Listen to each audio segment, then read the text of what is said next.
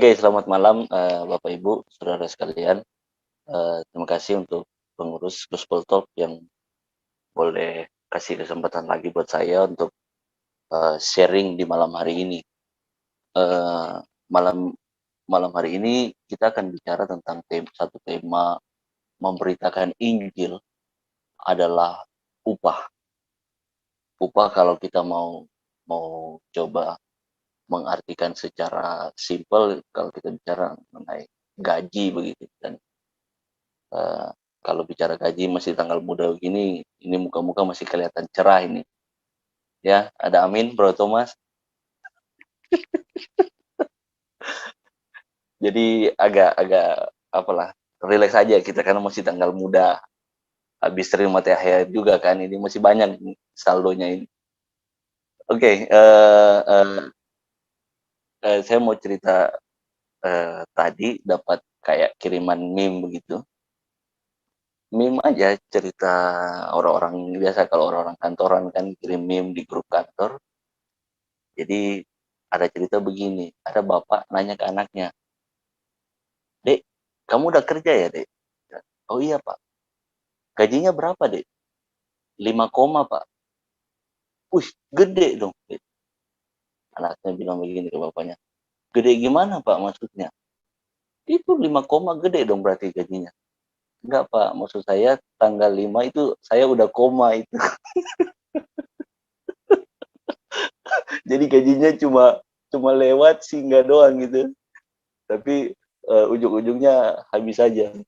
Nah, eh, eh, eh, apa gaji kadang-kadang menjadi satu tolok ukur bagi kita untuk mengambil sebuah pekerjaan.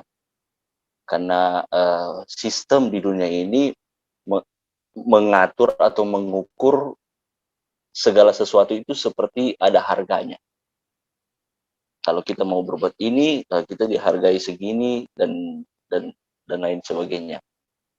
Dan kalau saya boleh mengatakan ironisnya, eh, di dalam pelayanan pun mengadopsi cara yang kurang lebih hampir sama dengan cara-cara yang dunia ukur, yaitu dari segi harganya. Saya mau sharing dikit. Waktu saya turun pelayanan di ada beberapa komunitas anak muda di Manado, itu dari beberapa kerabat dekat saya, pertanyaannya cuma satu. Waktu saya turun pelayanan di komunitas-komunitas tersebut, karena di komunitas itu apa kalau bisa dibilang kita bukan dapat sesuatu, malah justru kita kayak di ini bisa bisa malah bisa berkurang gitu. Dan pertanyaan-pertanyaan dari kerabat saya bikin saya kayak kayak merasa merasa sedih atau merasa kayak kayak miris begitu.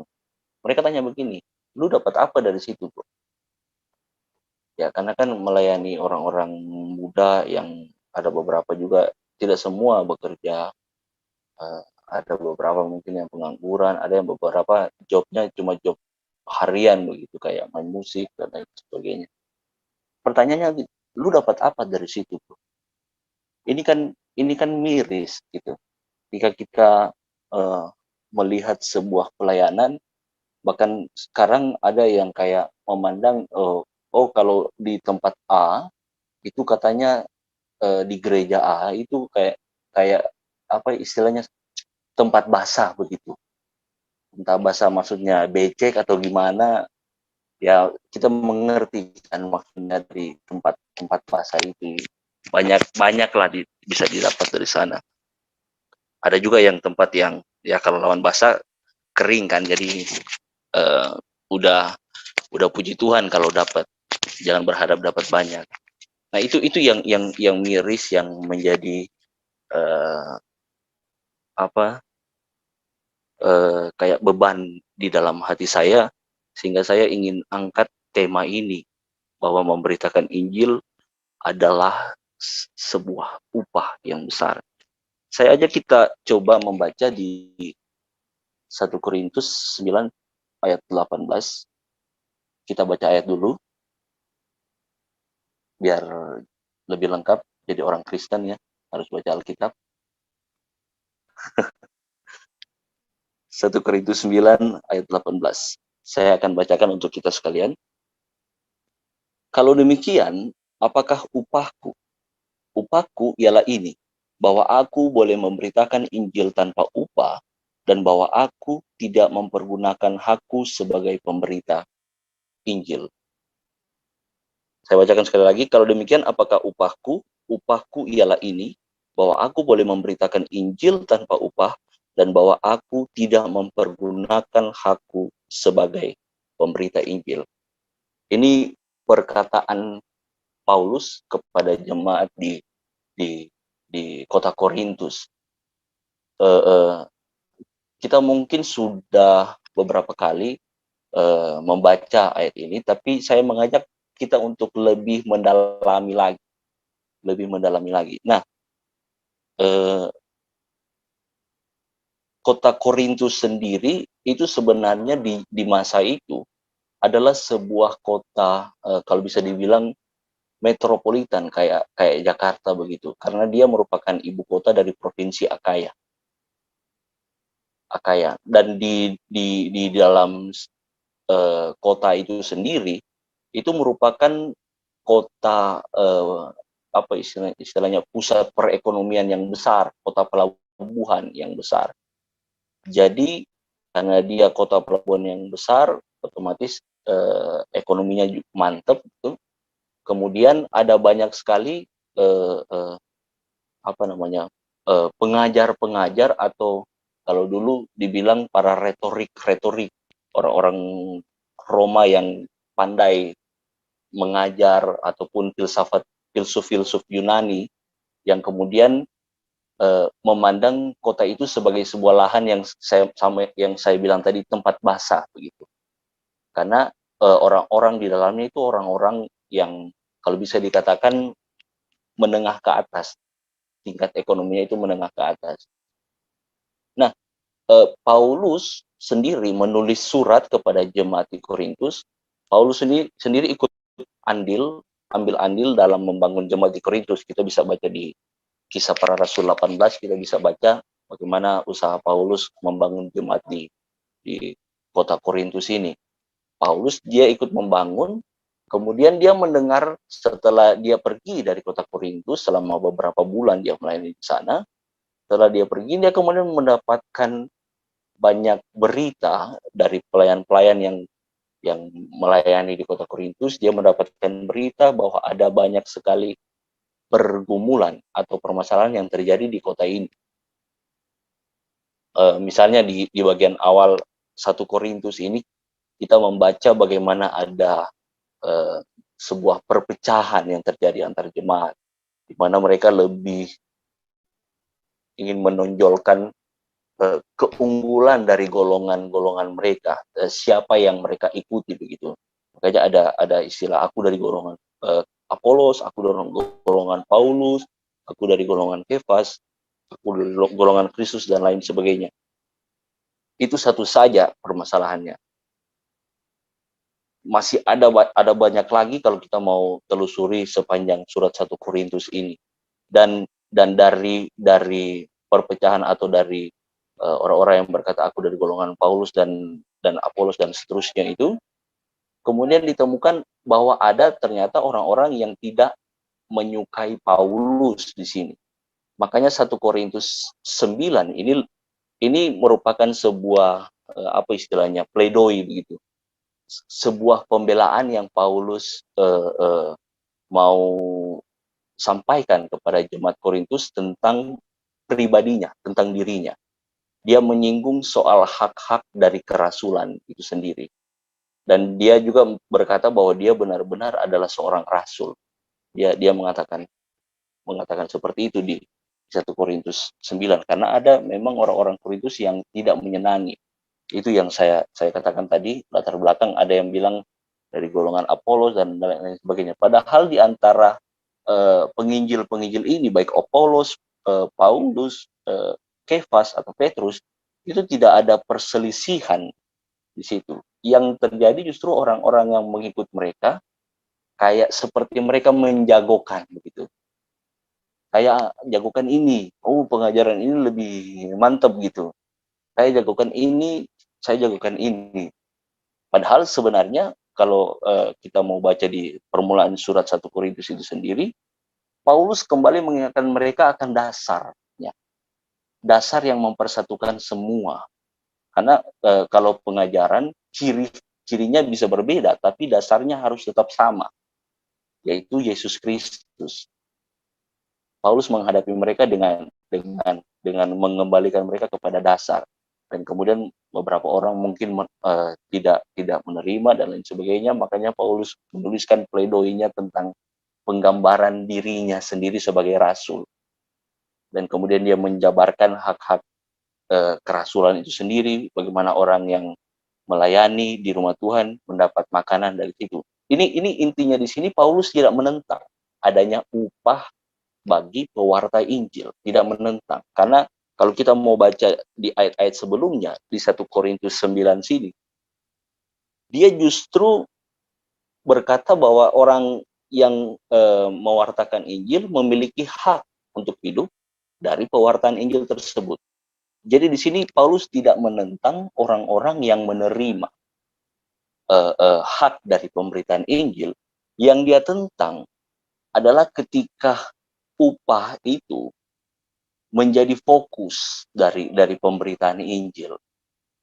Yang ditentang ketika upah itu menjadi fokus dari pemberitaan Injil, akhirnya orang-orang yang kemudian menjadi pemberita di sana hanya mementingkan kepuasan pendengar, tidak mementingkan pengajaran yang sesungguhnya.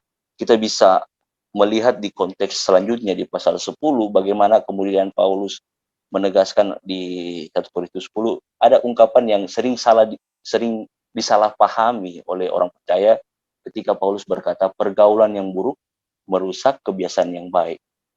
Pergaulan yang buruk yang dimaksud Paulus itu bukan bicara tentang pergaulan sosial. Misalnya saya bergaul dengan orang yang dilihat buruk begitu. Bukan seperti itu. Yang dimaksud pergaulan yang buruk itu, kata pergaulan di situ dari kata homileo. Homileo itu adalah orang yang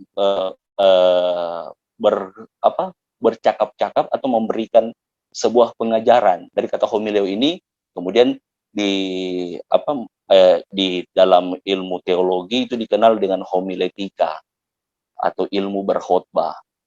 Jadi pergaulan yang buruk itu maksudnya orang-orang yang memberitakan ajaran-ajaran yang asing. Itu yang maksudnya. Karena di ayat-ayat selanjutnya di pasal 10 juga dijelaskan bahwa ada di antara kamu yang tidak mengenal Allah. Ketika mereka melihat jemaat Korintus ini cukup istilahnya high class begitu, orang-orang kemudian merasa tertarik. Karena kan di zaman itu retorika itu menjadi jualan yang sangat berharga, sangat diminati. Orang-orang di Korintus yang notabene-nya berlatar belakang Yunani ataupun Romawi, mereka sangat menyukai dengan ungkapan-ungkapan retorika yang istilahnya menyenangkan di telinga mereka. Itu yang Paulus tentang, bahwa ada orang-orang yang menjadikan upah itu sebagai fokus. Padahal memang Paulus tidak menentang adanya jika orang yang memberitakan Injil menerima upah dari situ.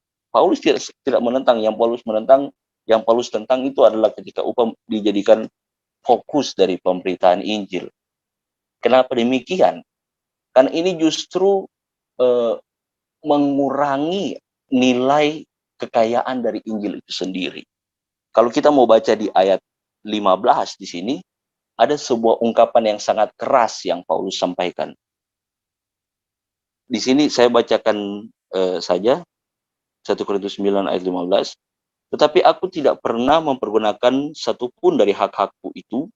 Aku tidak menulis semuanya ini supaya aku pun diperlakukan juga demikian. Sebab aku lebih suka mati daripada ... Itu kalimat putus kalau di dalam grammarnya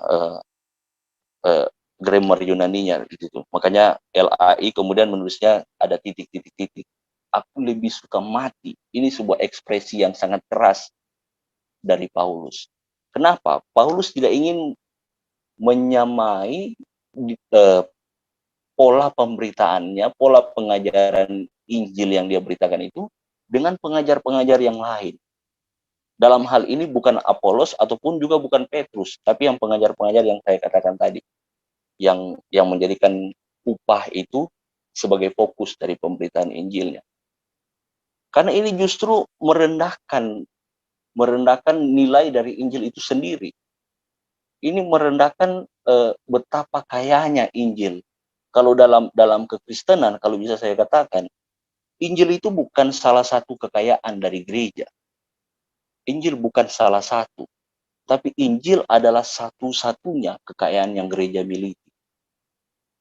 Injil itu satu-satunya kekayaan terbesar yang gereja miliki, satu-satunya. Karena semua proses, semua perjalanan yang gereja lalui, dasarnya dari Injil Yesus Kristus. Tanpa Injil tidak ada gereja. Karena ketika Yesus terangkat ke surga, yang Yesus bilang, kamu akan menjadi saksiku. Artinya kamu akan menjadi pemberita Injil. Kemanapun kamu pergi, Injil diberitakan. Di situ gereja berdiri. Dasar dari gereja adalah Injil Yesus Kristus itu sendiri. Dan banyak dari jemaat di Korintus saat itu, ataupun mungkin di antara kita juga, kita tidak memahami betapa besarnya nilai kekayaan dari Injil. Sehingga kita cenderung dalam tanda kutip menaruh harga yang terlalu murah bagi Injil itu sendiri. Makanya kenapa saya tertarik untuk mengangkat tema bahwa memberitakan Injil ini adalah sebuah upah. Karena ini bukan sebuah pekerjaan yang kita lakukan untuk mendapatkan sesuatu. Gaji itu kan kita melakukan sesuatu dengan harapan supaya kita mendapat gaji.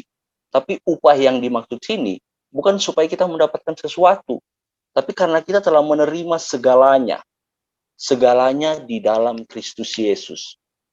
Itu inti dari kekayaan Injil, bahwa bukan ketika kita mau mendapatkan sesuatu dari pemberitaan itu, tetapi karena kita telah menerima segalanya di dalam Yesus Kristus. Itu sebuah pesan yang sangat kuat. Kalau saya bisa ceritakan sedikit tentang bagaimana gereja memulai pelayanan mereka. Di antara mereka pasti ada keterbatasan, baik itu keterbatasan secara organisasi gereja, itu kan dibatasi karena gereja saat itu merupakan organisasi terlarang. Karena dari dua sisi, dari orang Yahudi menolak, kemudian dari orang Romawi juga menolak ini. Jadi musuh gereja dari dua sisi diserang. Gereja menjadi organisasi terlarang, mereka ditindas, mereka dianiaya, mereka dimiskinkan. Bahkan mereka sampai dibakar, ada yang dibunuh, dikasih makan binatang, dan lain sebagainya. Tetapi bagaimana kita melihat perjalanan gereja mula-mula,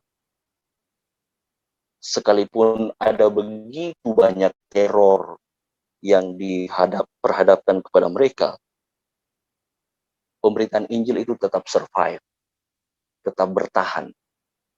Bahkan salah satu cerita dari martir gereja bernama Polikarpus dari Smyrna. Dia muridnya Yohanes. Ketika prokurator Romawi saat itu mengatakan, kenapa kamu tidak mau membakar dupa? Dupa maksudnya untuk menyembah kaisar Roma. Karena kan kaisar di zaman itu diposisikan sebagai Tuhan juga. Kenapa kamu tidak mau membakar dupa untuk kaisar Roma? Yang menjadi jawaban dari Polikarpus ini saya sangat suka sekali kalimatnya. Dia bilang begini, 86 tahun aku melayani dia. Tidak pernah sekalipun kutemukan dia mengecewakan aku.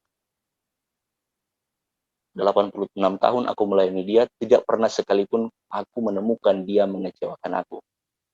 By the way, pelayanan Polikarpus saat itu seperti pelayanan organisasi terlarang. Mereka dibunuh. Jadi orang Kristen tidak seperti sekarang bisa beribadah, sekalipun yang mungkin ada di antara kita juga yang diburu, tapi tidak general begitu, hanya satu dua kan begitu. Tapi dulu mereka diburu bukan cuma untuk diberhentikan ibadahnya, bukan cuma disuruh matikan musiknya, mereka diburu untuk diserahkan kepada singa. Mereka diburu untuk dipacung, dibakar di atas tiang di jalan-jalan kota Roma. Mereka diburu untuk dibunuh, ditikam dan lain sebagainya. Jadi memang diburu kayak orang Kristen itu punya hak buronan lah begitu di di depan di dalam kehidupan mereka itu mereka diburu, buron lah begitu. Tidak sembarangan. Tapi itu pun Polikarpus berkata, tidak pernah aku temukan sekalipun dia mengecewakan. Padahal mereka itu diburu, dianiaya, dan lain sebagainya. Tapi dia tidak memandang itu sebagai sebuah penderitaan yang di dalamnya dia harus berlarut-larut di dalam. Dia tidak memandang itu sebagai sebuah kutuk, dia tidak memandang itu sebagai sebuah apa yang istilah gereja sekarang bahwa entah karena kurang doa dia mengalami hal itu dan lain sebagainya. Justru dia mengatakan aku bersuka cita sebab hari ini aku bisa meminum dari cawan Tuhanku Yesus Kristus. Dia bersuka cita dia bisa meminum dari cawan yang sama dengan Yesus Kristus. Dan ketika dia dibunuh, dia pertama dia coba untuk dibakar. Ketika dia dibakar terjadi peristiwa yang sama ketika Sadrak Mesak Abednego dibakar, itu tidak menghanguskan bahkan rambut dari Polikarpus. Teman-teman bisa membacanya, ada catatan sejarah dituliskan namanya The Martyrdom of Polycarp, kisah kemartiran Polikarpus. Saya sangat suka baca cerita-cerita sejarah begini untuk membangun iman, dan saya sangat suka membagikannya supaya bisa membangun kita semua.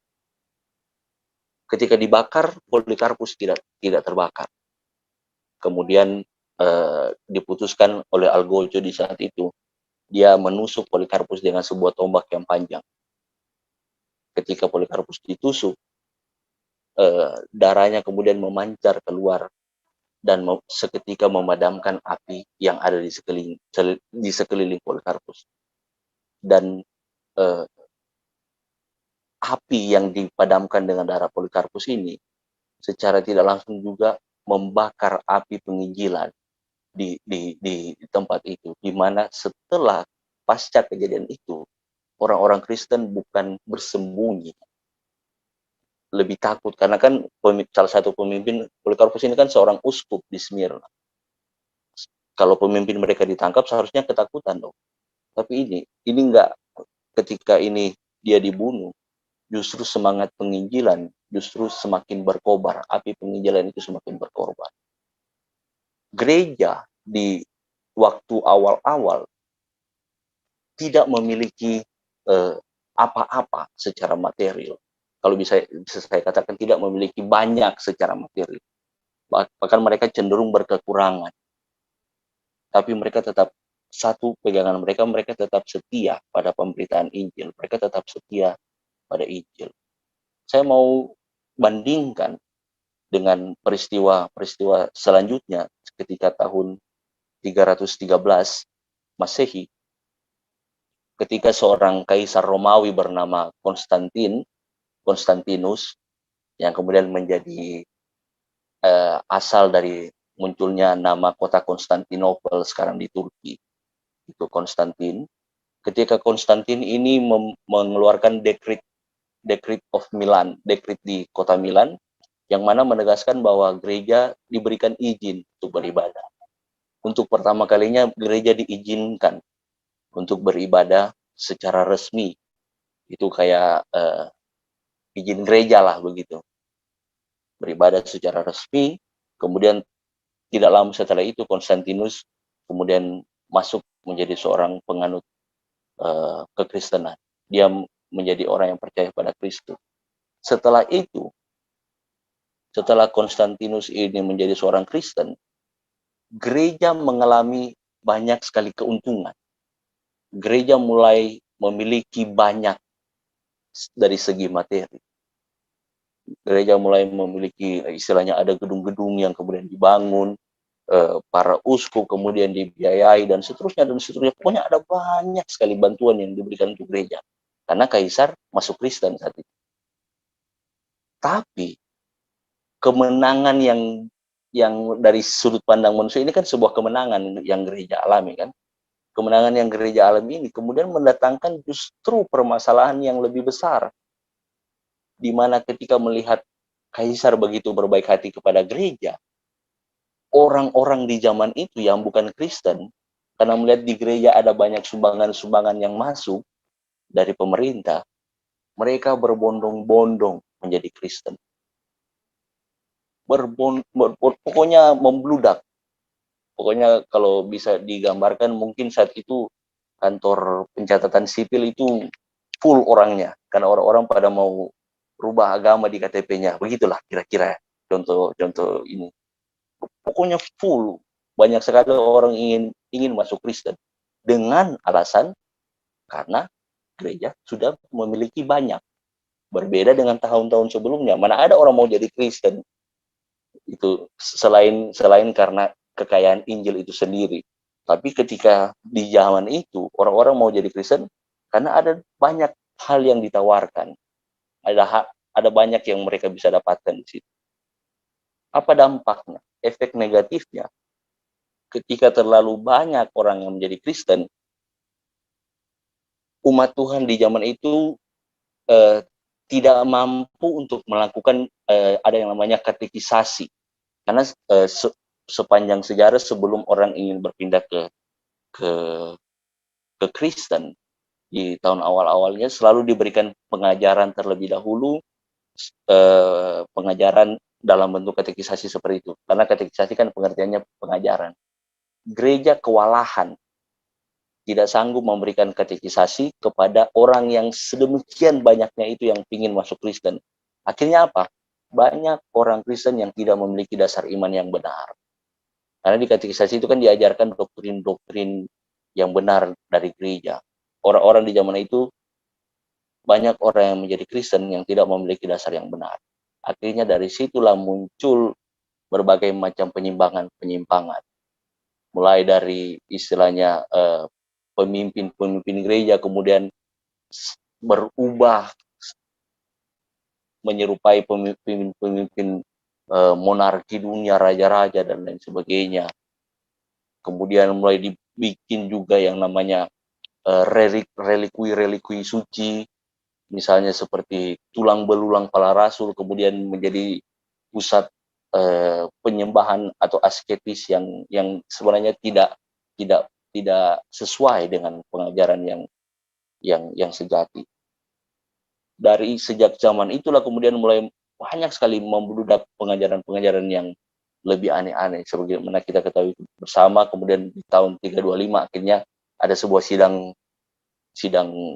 oikumene besar yang dilakukan di kota Nisea. Di kota Nisea, kemudian seterusnya di Konstantinopel, dan kemudian dirumuskan pengakuan iman. Begitu singkat cerita.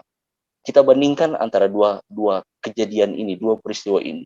Yang pertama, ketika gereja tidak punya banyak, yang mereka punya itu cuma Injil. Tapi di tengah terpaan, badai, dan lain sebagainya, mereka justru tetap survive, setia kepada Injil. Yang kedua, gereja terlihat memiliki banyak, sehingga banyak orang yang kemudian masuk Kristen, tapi yang tidak mereka miliki adalah Injil yang murni. Banyak orang mulai meninggalkan Injil yang murni. Hasilnya justru sangat merosot. Orang Kristen terlihat banyak, tetapi dasar imannya sangat memprihatinkan. Bagaimana mereka menyembah relikui-relikui suci dari para rasul, seperti kita ketahui bersama ada berbagai macam hal yang seperti misalnya tengkorak Yohanes itu disembah dan lain sebagainya dan lain sebagainya. Ini sebuah perenungan yang saya pikir bisa membawa kita merenungkan kembali betapa besarnya kekayaan dari Injil itu sendiri, yang tidak bisa diukur dengan harga dan lain sebagainya dan sebagainya. Saya bukan mengatakan bahwa sebagai pelayan Tuhan sebaiknya kita menjauhi pemberian upah dari pelayanan kita. No, no, no. Yang saya mau katakan, marilah kita memandang Injil itu sebagai kekayaan, satu-satunya kekayaan yang membuat gereja bisa ada sampai sekarang ini. Satu-satunya kekayaan terbesar yang gereja miliki adalah Injil. Kalau kita membaca surat 1 Korintus sendiri, bagaimana Paulus menghadapi permasalahan-permasalahan di jemaat, dia tidak menghadapinya dengan cara ilmu-ilmu konseling atau ilmu-ilmu apa pastoral lain sebagainya. Dia menghadapinya dengan Injil. Bagaimana ada permasalahan perpecahan misalnya, dia mengembalikannya dengan pesan Injil bahwa Kristus adalah dasar. Bagaimana misalnya ada masalah percabulan di sana, dia mengembalikannya dengan Injil bahwa kita semua ini sudah ditebus dan tubuh kita ini adalah bait Roh Kudus. Jadi sebaiknya kita jangan mempergunakannya untuk hal-hal yang negatif dan lain sebagainya, biarlah kita mempergunakannya untuk memuliakan Tuhan. Ketika ditemukan permasalahan kesenjangan sosial di kota Korintus misalnya, dia menjawabnya, meresponinya dengan Injil, bahwa pelayanan Kristus tidak pernah membeda-bedakan, justru dia menebus kita yang berdosa ini. Paulus menegaskan tentang kasih yang merupakan inti dari Injil itu sendiri. Bagaimana Tuhan telah mengasihi kita, demikian juga kita bisa mengasihi orang lain. Jadi benar-benar Injil ini adalah sebuah kekuatan besar. Saya mau pakai istilah kekayaan terbesar yang gereja miliki. Kekayaan terbesar yang gereja miliki saat ini bukan gedung, bukan sinode, bukan apa segala macam, bukan pelayannya pun bukan. Tapi hanya Injil itu satu-satunya kekuatan terbesar yang gereja miliki. Makanya saya senang dengan komunitas Gospel Talk ini. Karena hanya Injil yang diberitakan di sini. Bagaimana kita mendengarkan kasih Tuhan, bagaimana kita mendengarkan karya Kristus yang sudah dia lakukan. Ini yang terus-menerus bisa menguatkan kita setiap hari. Di dunia ini terlalu banyak kabar buruk. Kita mau keluar sedikit, ada corona. Kita mau ini resesi dan lain sebagainya. Kita mau ini dan lain sebagainya, mesti booster dulu. Pokoknya banyak sekali tantangan atau kabar-kabar buruk di sana yang buat kita down. Mau nikah, biaya nikah sekarang udah naik lagi karena zaman corona katanya udah lewat. Jadi terlalu banyak kabar buruk. Kita membutuhkan Injil. Saya suka perkataan Martin Luther, dia bilang begini, we need to hear gospel every day, because every day we forgot it. Kita melupakan. Ada potensi-potensi yang besar bagi kita untuk melupakan Injil itu. Ketika kita kembali ke rumah tangga kita misalnya, kemudian masalah ekonomi, masalah kesehatan, dan lain sebagainya, itu berpeluang bagi kita untuk melupakan Injil. Makanya kita perlu mendengarkan kabar baik ini. Kalau bisa setiap hari, setiap saat, kita mendengarkannya, kita merenungkannya. Kalau di perjanjian lama, di Mazmur bilang, berbahagialah orang yang merenungkan Taurat Tuhan. Kalau di perjanjian baru, kalau saya bisa katakan, kita merenungkan Injil Tuhan. Siang dan malam, terus-menerus kita merenungkan betapa baiknya Tuhan. Sehingga itu menjadi kekuatan bagi kita. Tantangan apapun yang ada di depan kita, ketika kita merenungkan kembali akan Injil, bahwa jika batu besar yang menutupi kubur Yesus saja bisa Yesus gulingkan, mengapa kita menjadi khawatir dengan kerikil-kerikil kecil yang ada di hidup kita? Jika yang terburuk sekalipun maut telah dikalahkannya, mengapa kita khawatir dengan berbagai macam hal-hal yang kecil yang ada di hidup kita? Ini seharusnya membawa kita kepada sebuah pengenalan yang benar akan Tuhan melalui Injilnya. Jadi itu saja yang mau saya sampaikan. Kiranya kita semua bisa menyadari betapa besarnya nilai dari kekayaan Injil itu sendiri terlalu besar. Makanya Paulus bisa katakan bahwa memberitakan Injil itu sebenarnya upah bagi kita. Memberitakan Injil itu upah yang kalau bisa dikatakan tidak bisa diukur oleh apapun. Upah yang dikasih orang di dalam amplop itu bisa habis di rumah makan. Tapi upah yang kita terima di dalam Injil itu tidak akan habis-habisnya. Amin. Tuhan memberkati kita.